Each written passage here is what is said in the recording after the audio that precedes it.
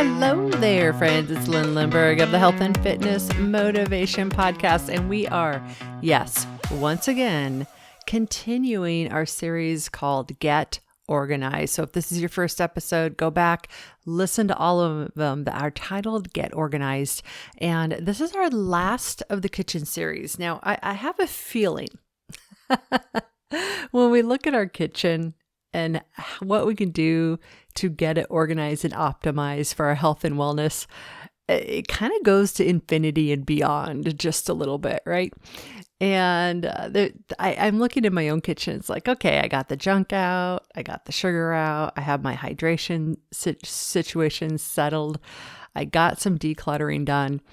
And then I realized I need to do even more decluttering in my kitchen of just stuff, that junk drawer that has all those little things, like that little plastic thing you found on the floor somewhere, and it goes to something, but you don't know what. So it goes, to infinity and beyond in that junk drawer just to, carry around with you for the rest of your life.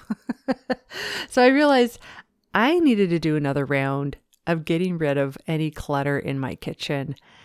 And it's kind of a bigger job for me than I realized. And I just moved like 6 months ago.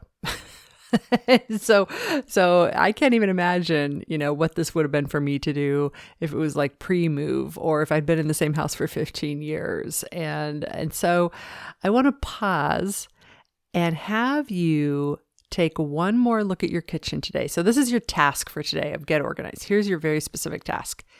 Take another survey of your kitchen and really think, what else is there that you can clean, organize? Like, we got rid of junk, but now we want to kind of organize those shelves. Make sure every shelf, here's what you want to do.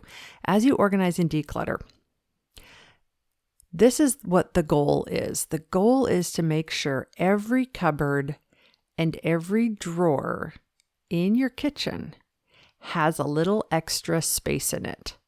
Oh my gosh, gads, how in the world? Yeah, trust me.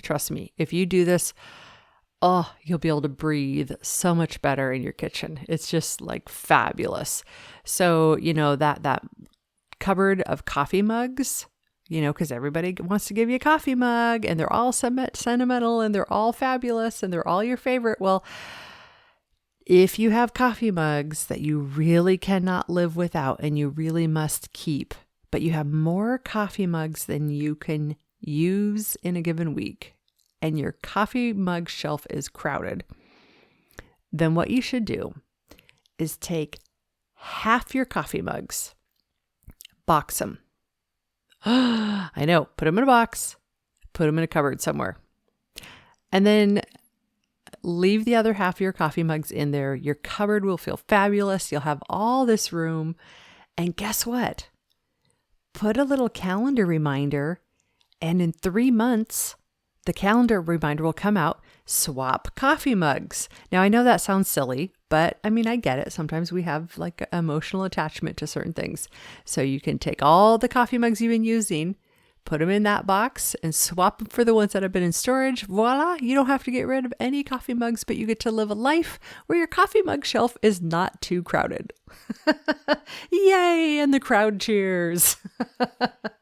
Okay, so that's kind of what you're going to do. So like kitchen bowls, how many kitchen mixing bowls do you actually use? Do you really need all of these, or can you get rid of a bunch of them? How many stir spoons for when you're cooking, do you really need? How many spatulas do you really need? That kind of stuff. Do you have a knife set plus a whole bunch of other knives? Like who needs a knife set plus a whole bunch of other knives? Really? Just wash the one knife and use it over and over and over again, right? Yeah. Do you have 12 cutting boards? Do you really need 12 cutting boards?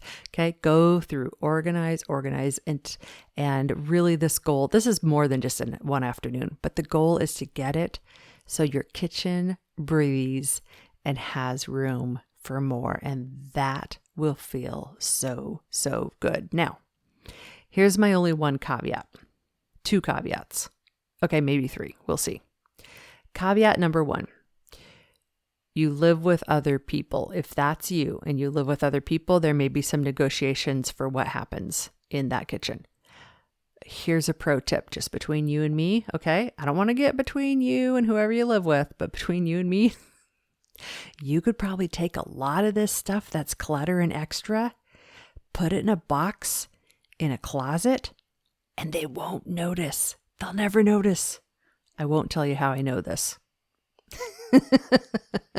Yeah, you really can probably get rid of more than you think you can, and nobody will notice. And here's the crazy thing. Just put it in a box, put it in the closet, don't say anything. If so-and-so notices, well, then you can pull it right out. Problem solved. Okay, there's pro tip number 1. And I also know that some of this could be a negotiation, but like you may not need to make it a big deal. You may be able to just do it. And then the other thing is I actually don't know how big or small your kitchen is. And so there may be a little bit of like, I don't know what I'm talking about. And the reason I bring this up is like, for example, when we moved in September, we were looking at a bunch of different houses. And one of the houses we almost moved to had a ridiculously small kitchen, like teeny tiny, like who thought that was a good idea kind of kitchen, like smaller kitchen than you would see in most studio apartments. No joke. Seriously. And we're like, oh my gosh. So if that's you, then just know like, okay, I may just not know what I'm talking about. But other things, like if you've got a set of grandma's china that you use once a year, you don't have to have it in your kitchen, right? If you can also box that up and just pull it out when you use it, or put it in a different shelf somewhere. So that's what you're going to do today. You're going to just do one more round of cleaning out, because some of us ordered containers to hold our salads or containers to hold our produce a little more nicely. Some of us ordered some other things that may or maybe just be arriving right now into our kitchen. So we have more stuff coming in. We got to make room for it. Yeah. So there you go. That's what you got for today. Tomorrow, we're going to start looking at setting our house up for exercise success. So go ahead and do what you can on all these food ones, and we'll see you tomorrow to talk about our next topic. Alrighty, friends, if you are new to Couch to Active, head on over to our homepage, couch2active.com. Right there at the beginning, you'll see the Get Started piece, what you want to do. It's a free resource to get you started and get you rolling and get you knowing what Couch to Active is all about and how we can help you make health and fitness a part of your life despite any challenges you have. Alrighty, friends, see you tomorrow. Bye-bye.